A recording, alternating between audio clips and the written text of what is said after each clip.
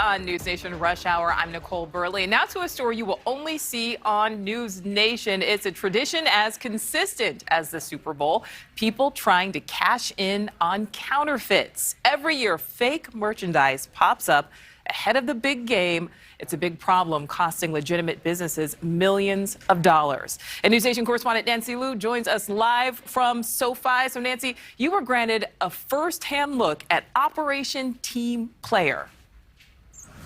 That's right, Nichole, and a crackdown on counterfeit goods, part of the law enforcement plan at every Super Bowl. In an exclusive, NewsNation embedded with local and federal investigators out on enforcement.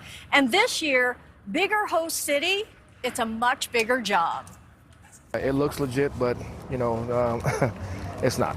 It's definitely not. Randall Hill knows what's legit. The former NFL player is now a special agent for Homeland Security investigations. NewsNation joined HSI, Customs and Border Protection, and LAPD as agents targeted a pop-up street vendor. Counterfeits always surface right after the Super Bowl is set. As soon as the teams are decided, that's when some of these vendors start ramping up with their product. Like these shirts featuring the Rams and the Bengals. If you look at the NFL logo, which is, we call it the shield in the NFL. That is the shield.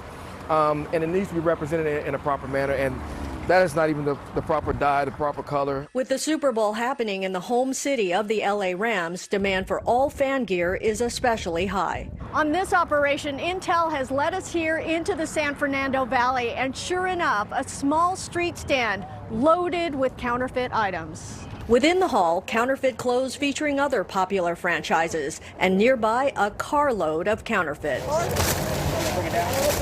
In a news conference today, the NFL and law enforcement agencies highlighted the problem and the many ongoing operations, such as what we saw in the Valley. This year alone, we have seized over 267,000 items with an MSRP of almost $97.8 million. Out on the street, agents say operations are like whack-a-mole, with more newsstands sure to pop up before Sunday's game.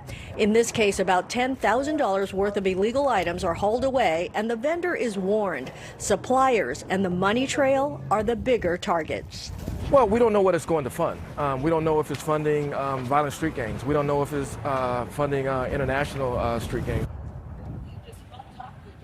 Now, the counterfeiting problem is so widespread, officials estimate that these seizures are actually only bringing in less than 5% of the total.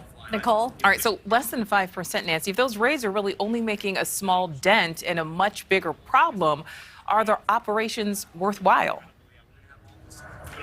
Indeed they are, Nichole, because a lot of people may recall seeing illegal stands on every street corner, at every swap meet, and nowadays there are fewer.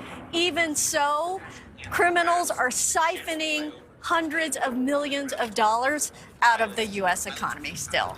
Yeah, that is a lot of money. All right, Nancy, thank you for that. Thank you for watching. Click the red subscribe button below so you can get more of NewsNation's fact-driven, unbiased coverage.